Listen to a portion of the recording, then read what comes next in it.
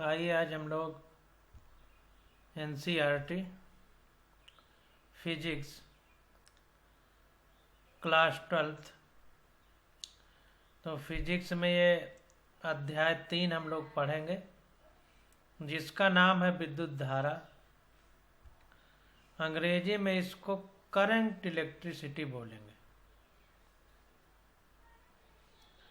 तो ध्यान दीजिए, थोड़ा सा कुछ बातें हैं जिनको अगर आप लोग समझ लेंगे तो बड़ा अच्छा रहेगा। जैसे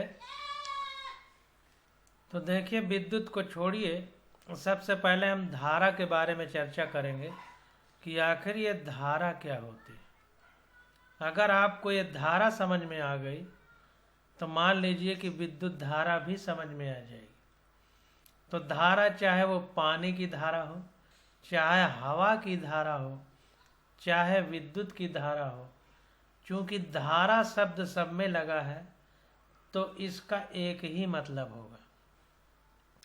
तो देखिए, धारा का मतलब होता है कि बहुत सारे कण एक साथ अगर हों, बहुत सारे कण हों और जो कण आगे चल रहा हो उसी दिशा का अगर पीछे वाला भी कण अनुसरण कर ले तो ये सारे कण एक ही दिशा में चलेंगे। तो एक ही दिशा में अगर ये सारे कण चलेंगे और इनके चलने का अगर समय से अनुपात निकाल लिया जाए या समय से डिवाइड कर दिया जाए तो इसी को हम धारा बोलते हैं। चाहे जिस चीज़ की धारा हो, पानी की धारा है अगर नहर में तो उसका मतलब है कि 1 घंटे में कितना पानी प्रवाहित हुआ, यानी पानी के कण कितना प्रवाहित हुए। तो पानी के कणों के प्रवाह की दर को क्या बोलेंगे? धारा। पानी की धारा, पानी लगा दीजिए। हवा के कण प्रवाहित होंगे तो कह देंगे हवा के कणों के प्रवाह की दर को हवा की धारा कहेंगे। इसी प्रकार विद्युत धारा आवेश के कणों के प्रवाह की दर को धारा कहेंगे। तो सीधी सीधी भाषा में हम लोगों ने धारा को समझ लिया कि विद्युत धारा क्या है, तो आवेश के कणों के प्रवाह की दर को धारा कहेंगे। अब ये बात हमें समझ में आ गई है तो अब इस चैप्टर में इसी चीज के आधारित जितने भी प्रकार होंगे, जो भी वैज्ञानिकों द्वारा खोज हुई है, सब के बारे में चर्चा की जाएगी। तो सबसे पहले देखिए, यहाँ पर भूमिका देखते हैं। भूमिका को अंग्रेजी में इंट्रोडक्शन बोलते हैं। भूमिका को अंग्रेजी में इंट्रोडक्शन बोलेंगे तो सबसे पहले हम इंट्रोडक्शन पढ़ करके समझने का प्रयास करते हैं। तो देखिए, कह रहा है कि अध्याय 1 में सभी आवेशों को, चाहे वे स्वतंत्र हों अथवा परिबद्ध हों, विरामावस्था में माना गया था। तो पहला अध्याय जो हमने पढ़ा था उसका नाम था स्थिर वैद्युतिकी, इलेक्ट्रोस्टैटिक्स, यानी विद्युत आवेश स्थिर है।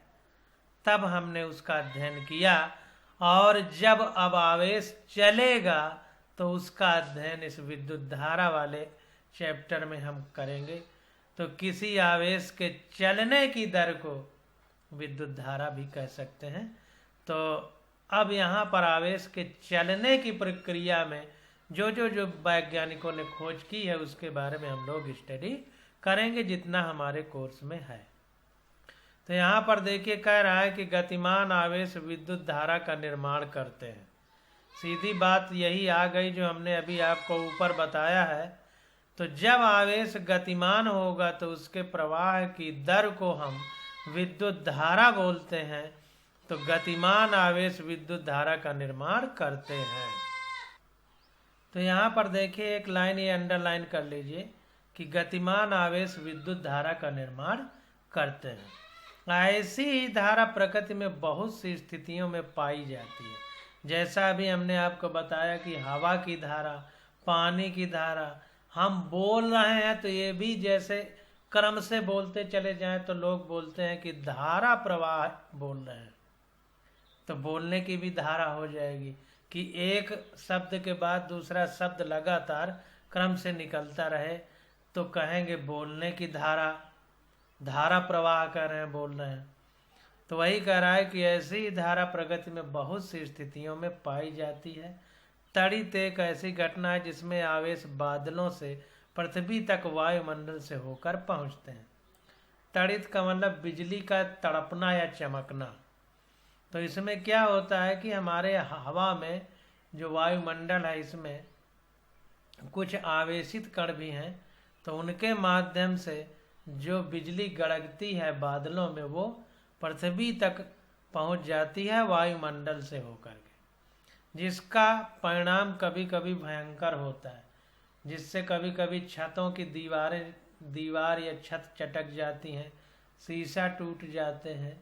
ये तो खैर आवाज़ से होता है, लेकिन लोग बिजली वाली घटना से ये बिजली गिरने से मर जाते हैं। ये घटनाएं देखने को मिलती हैं।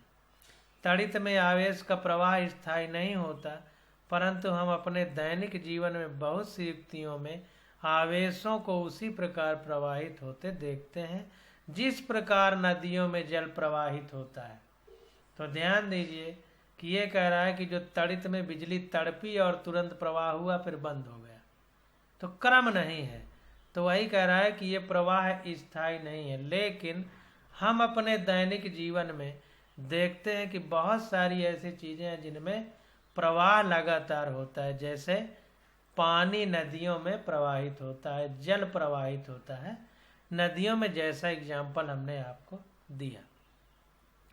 टार्च तथा सेल से चलने वाली घड़ी इस प्रकार की युक्तियों के कुछ उदाहरण हैं। जो सेल से चलने वाली घड़ी है उसमें भी लगातार विद्युत धारा का प्रवाह होता रहता है, तभी हमारी घड़ी चलती है। इस अध्ययन में हम अपरिवर्ती अथवा स्थायी विद्युत धारा से संबंधित कुछ मूल नियमों का अध्ययन करेंगे। तो इसमें अपरिवर्ती तथा स्थायी विद्युत धारा मतलब ऐसी विद्युत धारा जो परिवर्तित नहीं होती अथवा स्थायी जिसको कह सकते हैं, उसके कुछ मूल नियमों का अध्ययन करेंगे। कुछ नियम कानून हैं तो उनकी स्टडी हम लोग करेंगे इस चैप्टर में। तो जो भी है उसको डिटेल में हम पढ़ते चले जाएंगे। तो सबसे पहले देखिए विद्युत धारा के बारे में, यानी इलेक्ट्रिक करंट के बारे में डिटेल से हमको बता रहा है। इलेक्ट्रिक करंट, तो इसको पहले समझते हैं फिर देखते हैं। कह रहा है आवेश प्रवाह के लंबवत एक लघु क्षेत्रफल की कल्पना कीजिए। तो मान लीजिए कि कोई तार है और उसमें बिजली प्रवाहित हो रही है, तो उस बिजली के प्रवाहित होने में जो तार का लंबवत क्षेत्रफल है जिधर चल रही है, जैसे मान लीजिए कि ये कोई तार है, ये कोई तार है जिसमें बिजली ऐसे चल रही है, आवेश ऐसे चल रहा है, तो इसके लंबवत इस प्रकार से ये कोण 90 डिग्री हो, तो इस प्रकार से ये पृष्ठ का काटने की बात कर रहा है कि ऐसी कल्पना कीजिए। तो इस क्षेत्र से मतलब इस पृष्ठ से जैसे किसी पाइप से पानी गुजरता है, तो पाइप का जो मुंह है उस पृष्ठ की बात हो रही है। तो अगर ये आवेश गुजर रहा है इस तार से, तो ये तार का मुंह हो जाएगा। तो वही कह रहा है कि इस क्षेत्र से होकर धनात्मक और ऋणात्मक दोनों ही प्रकार के आवेश अग्र अथवा पश्च दिशा में प्रवाहित हो सकते हैं। तो ध्यान दीजिए कि आवेश प्रवाह की दर को धारा कहते हैं। तो इस आवेश में धन आवेश और ऋण आवेश यानी पॉजिटिव चार्ज और नेगेटिव चार्ज दोनों ही प्रवाहित होंगे। तो वही कह रहा है कि इस क्षेत्र से होकर धनात्मक और ऋणात्मक दोनों ही प्रकार के आवेश अग्र अथवा पश्च दिशा में प्रवाहित हो सकते हैं। मान लीजिए किसी काल अंतराल टी में, अब इसको थोड़ा समझने का प्रयास करिए कि मान लीजिए कोई ये तार है, इसमें प्लस टर्मिनल है, ये माइनस टर्मिनल है। मान लीजिए डीसी करंट जा रही है, डीसी करंट जा रही है, डीसी करंट चल रही है। तो डीसी में क्या होगा, ये प्लस टर्मिनल है, माइनस टर्मिनल है, तो इलेक्ट्रॉन का प्रवाह इधर को होगा, इलेक्ट्रॉन का प्रवाह इधर को होगा तार में। देखिए प्रोटॉन का प्रवाह नहीं होगा, धन आवेश का प्रवाह नहीं होगा। क्यों? तार में धन आवेश का प्रवाह नहीं हो सकता, क्योंकि ये इलेक्ट्रॉन जो है, जैसे नाभिक होता है जिसको न्यूक्लियस कहते हैं, उसके चारों ओर इलेक्ट्रॉन चक्कर लगाते हैं। ये हमने पढ़ा है कि नाभिक के चारों ओर इलेक्ट्रॉन कक्षाओं में चक्कर लगाते हैं। तो ये इलेक्ट्रॉन जो नाभिक से कमजोर आबंध हो जाता है, जितना दूर जाएगा इलेक्ट्रॉन उतना ही आकर्षण नाभिक का कम होगा। तो जरा सी भी ऊर्जा दी जाएगी तो इलेक्ट्रॉन नाभिक के आकर्षण से मुक्त हो जाएगा। तो ये जो मुक्त इलेक्ट्रॉन है, इसी में ऊर्जा जो दे रहे हैं, विद्युत वाली ऊर्जा, विद्युत एक ऊर्जा है, तो ऊर्जा दे रहे हैं तो इलेक्ट्रॉन को चला दे रही है। तो इसी इलेक्ट्रॉन के चलने के प्रक्रिया को विद्युत धारा कहेंगे। ये बात धातुओं में, ठोस जो धातुएं हैं उनके लिए लागू होता है। और धनावेश और ऋण आवेश कहाँ चलेंगे? विलयन में चलेंगे। मान लीजिए कोई ये विलयन है हमारा, यहाँ पर ये कोई धन इलेक्ट्रोड है, इससे तार निकला है, पॉजिटिव टर्मिनल है, और एक ये डाल दिया गया, तो मान लीजिए ये निगेटिव टर्मिनल है। तो अगर ये तार जोड़ करके यहाँ बल्ब कोई जोड़ दिया जाए और ये ऐसे जोड़ दें तो ये हमारा टर्मिनल कंप्लीट हो जाएगा। तो अब ये क्या होगा कि इलेक्ट्रॉन यहाँ से इधर जाएंगे, इलेक्ट्रॉन यहाँ से इधर जाएंगे, इस तरह इलेक्ट्रॉन चलेंगे यहाँ से इधर को। और जो धनावेश होगा, यहाँ पर धनावेश जो होगा और यहाँ पर ऋण आवेश होगा, तो ऋण धन की तरफ यहाँ चलेगा, धन आवेश ऋण की तरफ, क्योंकि ये विलयन में फ्री है। यहाँ पर विलयन भरा है तो विलयन में फ्री है, तो धन ऋण की तरफ चलेगा और ऋण यहाँ से इधर से धन की तरफ चलेगा। इस तरह यहाँ से इधर को नहीं जाएगा, यहाँ से ऋण इधर धन की तरफ चलेगा और धन इधर ऋण की तरफ। तो इस प्रकार से ये प्रक्रिया होती रहती है। तो ये धनावेश और ऋण आवेश, अब देखें यहाँ मान लीजिए NaCl घोला गया तो Na+ और Cl- है, तो यहाँ पर धनावेश और ऋणावेश दोनों है, तो इनका प्रवाह विलयन में होगा। तो इसीलिए आवेश के प्रवाह की दर को धारा कहा जाता है। इलेक्ट्रॉन के प्रवाह की दर को धारा नहीं कहते, क्योंकि इलेक्ट्रॉन तो सिर्फ धातुओं में, ठोस में प्रवाहित होगा। अगर विलयन की बात करेंगे तो धनायन ऋणायन, यानी धन आवेश ऋण आवेश दोनों, धन आवेश ऋण की तरफ चलेगा, ऋण आवेश धन की तरफ, और ये आपस में न्यूट्रल होंगे। तो इस प्रकार से जो है ये जब तक Na+ और Cl- फिर से मिल करके NaCl नहीं बन जाएगा, तब तक ये जो है धारा इसमें प्रवाहित होती रहेगी। तो इस प्रकार से धारा कैसे प्रवाहित होती है हमने आपको समझा दिया। तो इसीलिए लिखा है कि इलेक्ट्रॉन आगे चलेंगे तो ऋण आवेश आगे चलेगा तो धनावेश पीछे चल सकता है, ऐसा प्रवाहित हो सकते हैं। तो क्यों ऐसा हो सकता है हमने आपको समझा दिया कि अगर विलयन है तो उसमें अगर इलेक्ट्रॉन इधर को चल रहा है, धन ऋण आवेश धनात्मक टर्मिनल की ओर जाएगा तो धन आवेश ऋणात्मक की ओर जाएगा, एक दूसरे के विपरीत। इसलिए अग्र और पश्च दिशा का उपयोग किया गया है। अब कह रहा है मान लीजिए किसी काल अंतराल T में इस क्षेत्र से प्रवाहित होने वाला नेट अग्रगामी आवेश Q+, अर्थात अग्रगामी तथा पश्चगामी का अंतर है। तो कहने का मतलब ये है कि आगे और पीछे दोनों की ओर आवेश चल रहे हैं, लेकिन जो अग्रगामी दिशा है परिणामी आगे की ओर चल रहा है। जैसे मान लीजिए 20 आवेश आगे को चल रहे हैं और 10 आवेश पीछे को चल रहे हैं, तो अगर परिणामी निकाला जाए रिजल्टेंट तो आगे की ओर ही तो चलेंगे, क्योंकि आगे की ओर 20 है, पीछे की ओर 10 है, तो 20 में 10 घटेगा तो 10 परिणामी तौर पर 10 आगे की ओर चलना है। तो वही कह रहा है कि अर्थात अग्रगामी तथा पश्चगामी का अंतर है, तो ये आगे की ओर धनात्मक Q+ आवेश चल रहा है। इसी प्रकार मान लीजिए इसी क्षेत्र से प्रवाहित होने वाला नेट अग्रगामी आवेश Q- है। तो एक बार कह रहा है कि आगे की ओर Q+ आवेश चल रहा है, दोबारा कह रहा है कि आगे की ओर नेट जो रिजल्टेंट आवेश है वो Q माइनस आगे की ओर चल रहा है। तो तब इस काल अंतराल T में इस क्षेत्र में प्रवाहित होने वाला नेट आवेश कितना हो जाएगा। नेट आवेश की बात करेंगे तो नेट का मतलब परिणामी या रिजल्टेंट, तो हम लोग ज़्यादा में से कम को घटाते हैं, या इसने Q प्लस को पहले माना है तो Q प्लस में Q माइनस घटा दिया, या परिणामी आवेश हो गया। स्थायी धारा के लिए यह T के अनुक्रमानुपाती है। अब देखिए, अगर स्थायी धारा बह रही है तो हमने बताया कि आवेश प्रवाह की दर को धारा कहते हैं। तो ये Q आवेश प्रवाहित हो रहा है जिसका मान Q plus minus Q minus है। तो अगर ये Q को समय से भाग दे दें तो दर निकल आएगी। दर शब्द जहाँ भी लिखा हो, रेट शब्द जहाँ भी लिखा हो, उसका मतलब होता है समय से भाग। तो I equal to Q by T हो जाएगा। क्योंकि बहुत समय से पढ़ते चले आए हैं तो इसको हम अंडरलाइन नहीं करेंगे। आगे बढ़ते हैं। कह रहा है क्षेत्र से होकर अग्रगामी दिशा में प्रवाहित विद्युत धारा को परिभाषित करता है। तो I equal to Q upon T जो है, ये क्षेत्र से होकर अग्रगामी दिशा में प्रवाहित विद्युत धारा को परिभाषित करता है। यदि यह संख्या ऋणात्मक है तो इससे यह संकेत होता है कि विद्युत धारा पश्च दिशा में है। तो ध्यान दीजिए कि अगर माइनस साइन लगा है तो उसका मतलब ये है कि विद्युत धारा पीछे की ओर है, पश्च दिशा में। तो ये ध्यान देना है।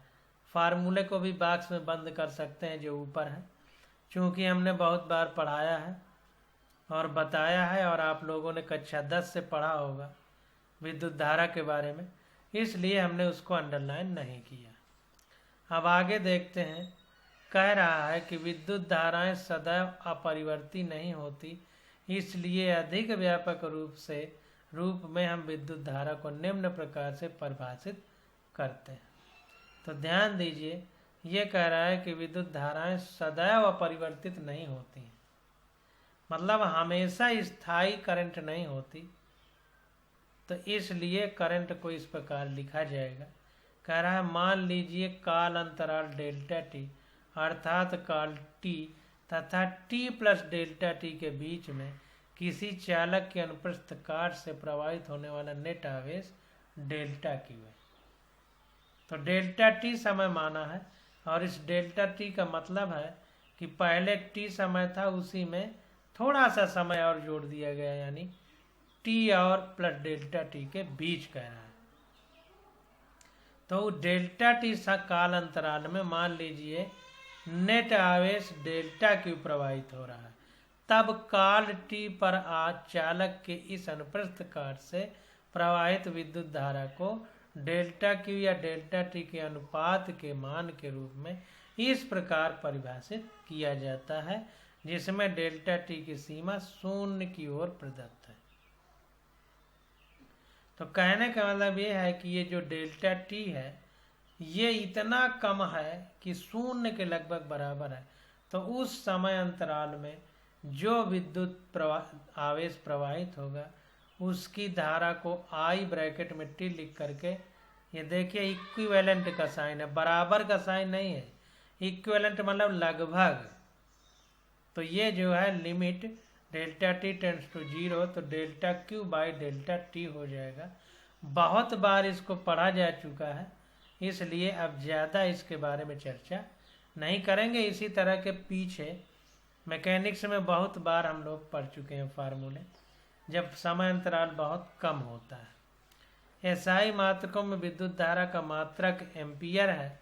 तो ध्यान दीजिए कि अगर SI मात्रक की बात करें तो विद्युत धारा का मात्रक क्या है, एम्पियर है। विद्युत धारा का मात्रक एम्पियर है। 1 एम्पियर को विद्युत धारा के चुंबकीय प्रभाव द्वारा परिभाषित किया जाता है, जिसका हम अगले अनुच्छेद में अध्ययन करेंगे। तो 1 एम्पियर की वैल्यू क्या है, अभी आगे इसके बारे में पढ़ेंगे। घरेलू वैद्युत संधारित्रों में प्रवाहित होने वाली प्रतिरूपी विद्युत धारा के परिमाण की कोटि 1 एम्पियर होती है। तो ध्यान दीजिए कि जो घर में हमारे उपयोग होता है बिजली का, तो उसमें कह रहा है कि an ampere is typical the order of magnitude of current in domestic appliances.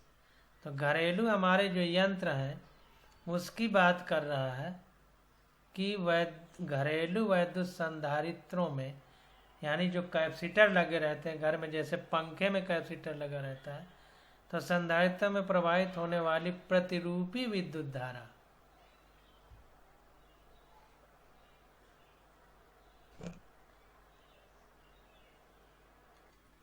प्रतिरूपी का मतलब ये है कि जैसे ये हमारा कैपेसिटर चार्ज हो गया, तो चार्ज होने के बाद जब बटन हम दबाते हैं तो पंखा चलने लगता है, तो पहले करंट यही कंडेंसर ही देता है जिसको कैपेसिटर कहते हैं, तो उस धारा को प्रतिरूपी कह रहा है। तो वही कह रहा है कि घरेलू विद्युत संधारित्रों में प्रवाहित होने वाली प्रतिरूपी विद्युत धारा के परिमाण की कोटि 1 एम्पियर होती है। तो वो लगभग 1 एम्पियर होती है जो कंडेंसर से या कैपेसिटर से करंट निकलती है। जहां एक और किसी औसत तड़ित में हजारों एम्पियर कोट की धारा प्रवाहित हो जाती है, वहीं दूसरी ओर हमारी तंत्रिकाओं में प्रवाहित होने वाली धाराएं कुछ माइक्रो एम्पियर कोट की होती हैं। तो जो बिजली तड़पती है बादलों में, उसमें हजारों एम्पियर की विद्युत धारा प्रवाहित होती है। तो वहीं अगर हम तुलना करें अपने शरीर में जो नर्वस सिस्टम है, तंत्रिका तंत्र है, जैसे पैर में छूते हैं तो दिमाग को पता चल जाता है कि पैर में कोई छू रहा है, तो इसमें भी एक धारा ही प्रवाहित होती है। वो धारा बहुत कम होती है, माइक्रो एम्पियर के ऑर्डर की होती है, माइक्रो एम्पियर के कोट की होती है। तो बहुत बड़ी से बहुत छोटी विद्युत धारा तक की स्थिति बन सकती है। अब अगला हमारी हेडिंग आ जाती है चालक में विद्युत धारा। तो यहाँ पर देखिए, हमने आपको बताया था चालक, चालक का मतलब कंडक्टर, चालक का मतलब जिसमें आवेश चल सके। सीधी सीधी बात है, जिसमें आवेश चल सके वो चालक कहलाएगा। तो चालक में विद्युत धारा का मतलब है विद्युत धारा चलेगी ही, आवेश तो चालक में ही चलेगा, तो चालक में ही करंट की बात करेंगे। कुचालक यानी इंसुलेटर या डाई इलेक्ट्रिक में विद्युत धारा की बात करेंगे ही नहीं, क्योंकि उसमें आवेश चल ही नहीं सकता है। तो यही कह रहा है कि यदि किसी वैद्युत आवेश पर कोई विद्युत क्षेत्र को अनुप्रयुक्त किया जाए तो वह एक बल का अनुभव करेगा। जाहिर सी बात है, किसी चीज को चलाना है तो उसमें बल लगाना पड़ेगा। जैसे हम किसी बोरी को खींच करके, किसी बोरी है दूसरी जगह ले जा रहे हैं, तो उसको हमें खींच के ले जाना पड़ेगा, यानी अपने शरीर से बल लगाना पड़ेगा। इसी प्रकार किसी आवेश को एक स्थान से दूसरे स्थान तक ले जा रहे हैं तो उस पर कोई बल लगाना पड़ेगा। वो बल कहाँ से लगेगा? तो उसके लिए विद्युत क्षेत्र लगाना पड़ेगा। जब विद्युत क्षेत्र उत्पन्न होगा तभी आवेश चल पाएगा। तो वही कह रहा है कि यदि किसी वैद्युत आवेश पर कोई विद्युत क्षेत्र को अनुप्रयुक्त किया जाता है तो एक बल का अनुभव करेगा। यदि यह गति करने के लिए स्वतंत्र है तो यह भी गतिमान होकर विद्युत धारा उत्पन्न करेगा। तो जाहिर सी बात है कि आवेश चलेगा यानी गतिमान होगा, तभी हम उस आवेश के चलने को ही विद्युत धारा कहते हैं। तो वही कह रहा है कि यदि यह गति करने के लिए स्वतंत्र है तो यह भी गतिमान होकर विद्युत धारा उत्पन्न करेगा। अब देखिए, कह रहा है कि वायुमंडल के ऊपरी स्तर, जिसे आयन मंडल कहते हैं, आयनोस्फीयर बोलते हैं अंग्रेजी में इसको आयनोस्फीयर बोलेंगे। आयनोस्फीयर देखिए, तो ये जो आयन मंडल है, तो जाहिर सी बात है इसका नाम है आयन, यह मतलब वहाँ पॉजिटिव और नेगेटिव आयन है, यानी धन और ऋण आवेश है। तो वही कह रहा है कि वायुमंडल के ऊपरी स्तर, जिसे आयन मंडल कहते हैं, कि भांति प्रकृति में मुक्त आवेशित कण पाए जाते हैं। तो प्रकृति में इस प्रकार से फ्री चार्ज पाए जाते हैं, मुक्त आवेश कण पाए जाते हैं। यद्यपि अणुओं तथा परमाणुओं में ऋण आवेशित इलेक्ट्रॉन तथा धनावेशित प्रोटॉन यहाँ होना चाहिए। ऋणावेशित इलेक्ट्रॉन तथा धनावेशित इलेक्ट्रॉन एक दूसरे के परिबद्ध होने के कारण गति करने के लिए स्वतंत्र नहीं होते। धनावेशित प्रोटॉन होना चाहिए। रुकिए यहाँ देखते हैं। प्रोटॉन हमारा धनावेशित होता है, इलेक्ट्रॉन ऋणावेशित होता है। ये देखिए पॉजिटिव चार्ज न्यूक्लियाई है। न्यूक्लियाई यानी नाभिक, और नाभिक में ही प्रोटॉन होता है, और प्रोटॉन के ही कारण नाभिक हमारा धनावेशित होता है। तो यहाँ पर देखिए इलेक्ट्रॉन को काट करके नाभिक लिखिए, थोड़ा गलती हो गई है तो काट करके नाभिक लिख लीजिए। हिंदी में थोड़ा गलतियां हैं, उनको सुधारते चलेंगे। तो यहाँ पर देखिए कह रहा है तथापि अणुओं तथा परमाणुओं में ऋणावेशित इलेक्ट्रॉन तथा धनावेशित नाभिक एक दूसरे से परिबद्ध होने के कारण गति करने के लिए स्वतंत्र नहीं होते।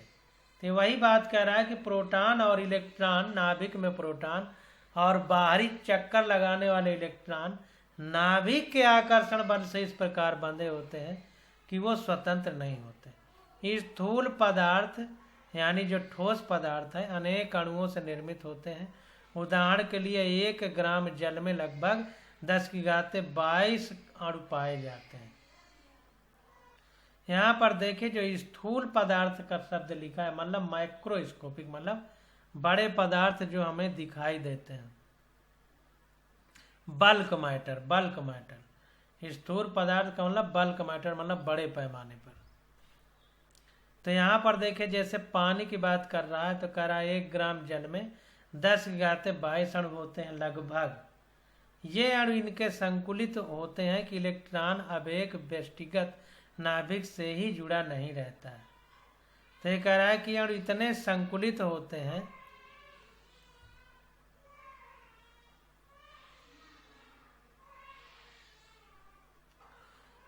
These molecule are so closely packed, मतलब इतना ज्यादा संकुलित होते हैं यानी क्लोजली पैक होते हैं, यानी पास पास पैकिंग होती है।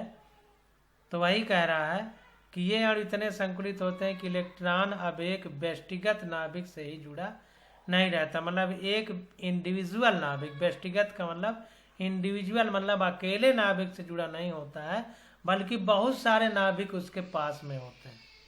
कुछ पदार्थों में इलेक्ट्रॉन अभी भी परिबद्ध होते हैं, अर्थात विद्युत क्षेत्र अनुप्रयुक्त करने पर भी त्वरित नहीं होते हैं।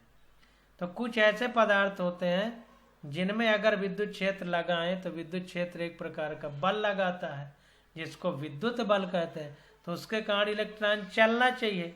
लेकिन बता रहा है कि कुछ ऐसे पदार्थ होते हैं जिनमें अब भी जो है इलेक्ट्रॉन त्वरित नहीं होते। देखिए चलना अलग बात है, त्वरित होना अलग बात है। त्वरित शब्द क्यों लिख रहा है? क्योंकि यहाँ पर बल शब्द लिख रहा है। बल बराबर द्रव्यमान गुणे त्वरण होता है, तो बल लगाएंगे तो किसी भी कण में त्वरण उत्पन्न होता है। तो समझने का थोड़ा प्रयास करिए कि पदार्थ स्थिर भी हो सकता है, गतिमान भी हो सकता है एक समान गति से चल रहा हो।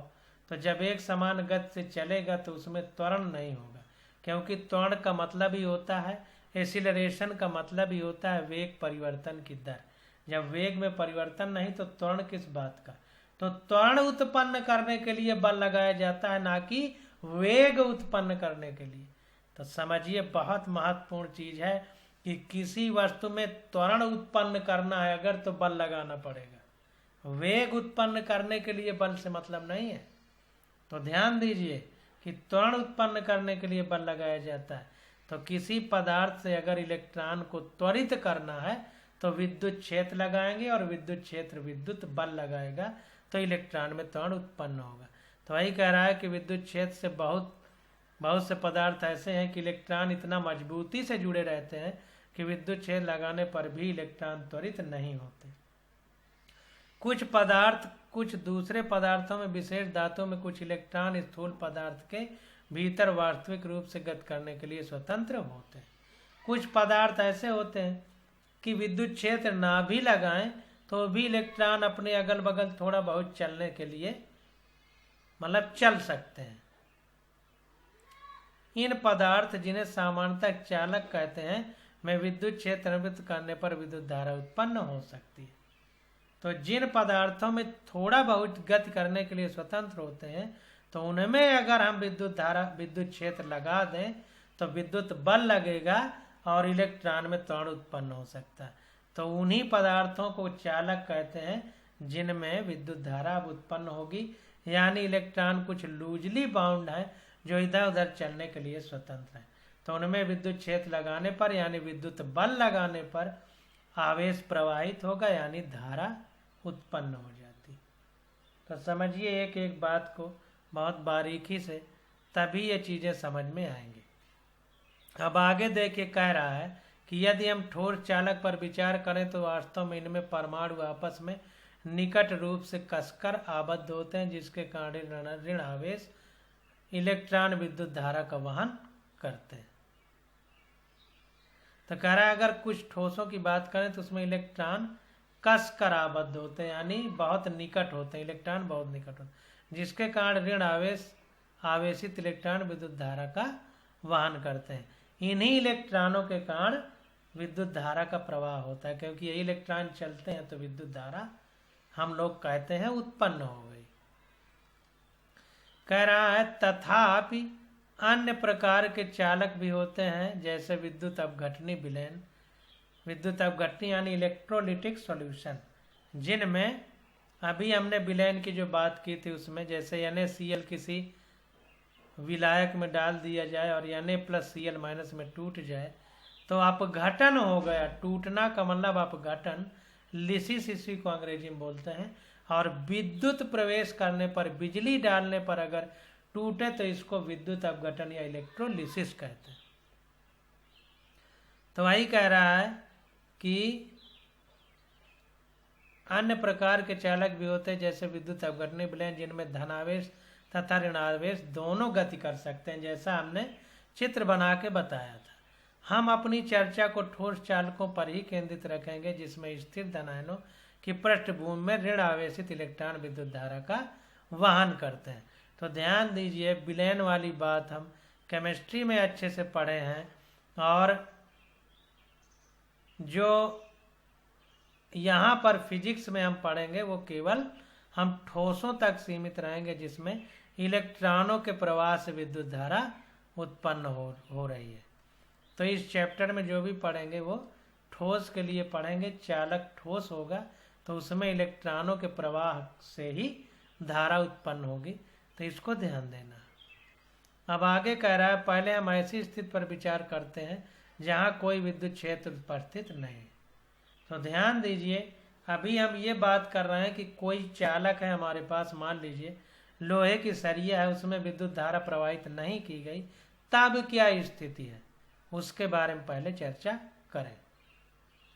इलेक्ट्रॉन तापीय गति करके समय आबद्ध आयनों से संघट्ट करते हैं। सरिया में जो प्रकाश की धूप लग रही है उसके कारण जो टेम्परेचर है, टेम्परेचर से जो एनर्जी मिल रही है, उसके कारण जो आयन आबद्ध हैं वो आपस में एक दूसरे से टकरा रहे हैं, धनायन और ऋणायन।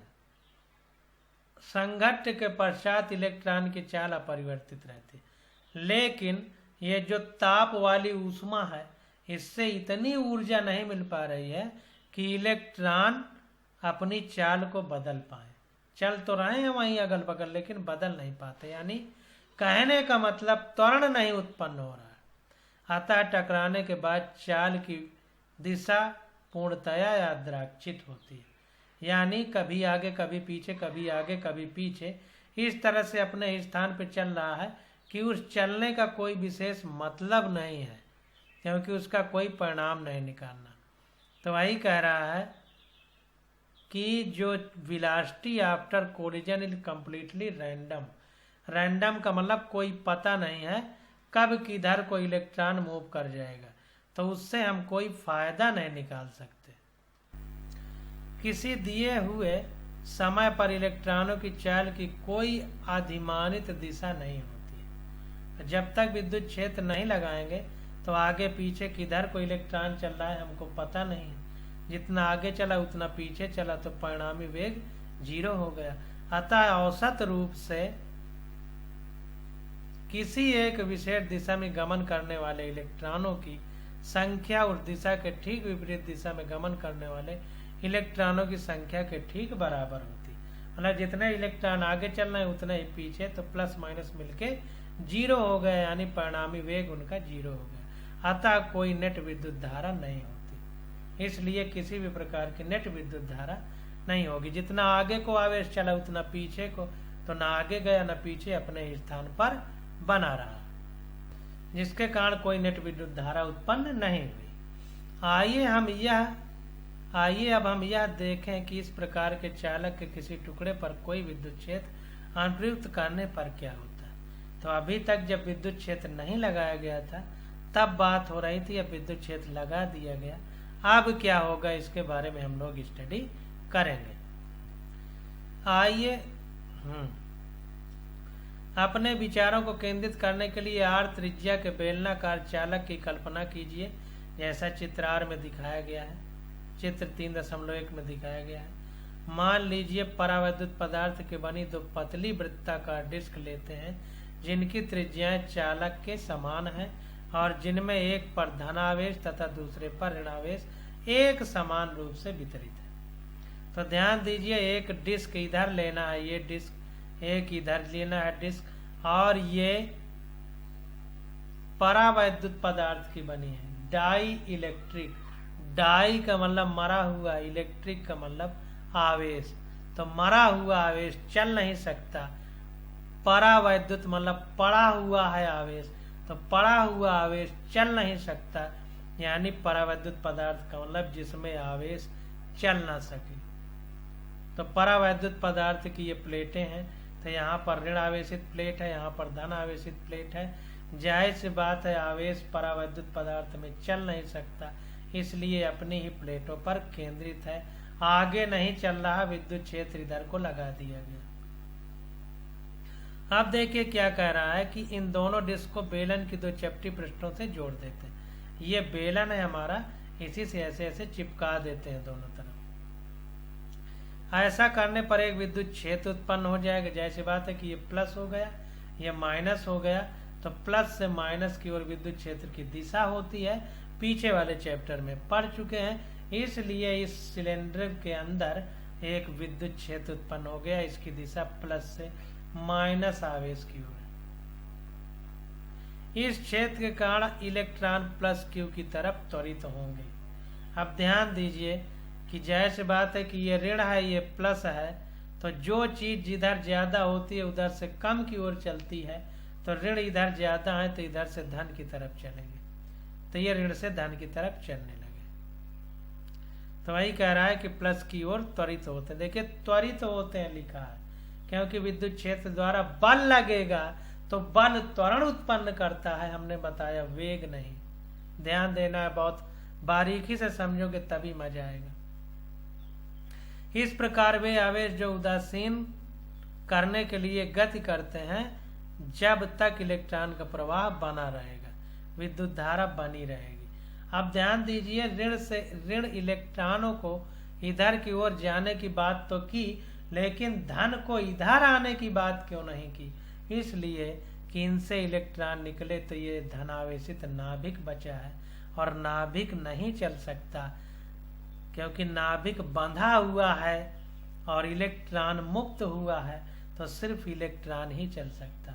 इसीलिए धन आवेश के चलने की बात नहीं की जा रही है। और नीचे ये कह रहा है कि इस प्रकार वे आवेश जो उदासीन करने के लिए गति करते हैं, जब तक इलेक्ट्रॉन का प्रवाह बना रहता है विद्युत धारा बनी रहेगी। तो जब तक ये ऋण इधर से आकर के इसको उदासीन नहीं कर देगा, जितने इधर धनावेश है ये इलेक्ट्रॉन आके जब तक उतने ही इलेक्ट्रॉन इधर आके इसको न्यूट्रल नहीं कर देंगे, तब तक विद्युत धारा का प्रवाह बना रहेगा, क्योंकि इलेक्ट्रॉन का प्रवाह बना रहेगा। इस प्रकार विचाराधीन परिस्थिति में बहुत अल्प समय के लिए विद्युत धारा बहेगी और इसके पश्चात कोई धारा नहीं होगी। बहुत कम समय में इलेक्ट्रॉन ये नाभिकों को न्यूट्रल कर देंगे, उदासीन कर लेंगे, यानी बहुत कम समय के लिए धारा बहेगी।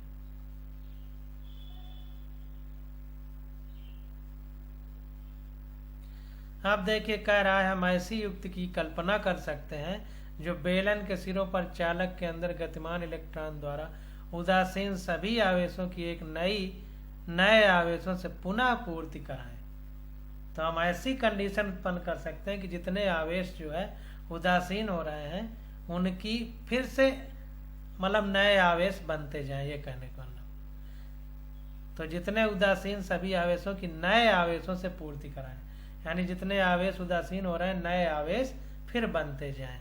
उस प्रकाश में चालक में एक स्थायी विद्युत क्षेत्र स्थापित होगा।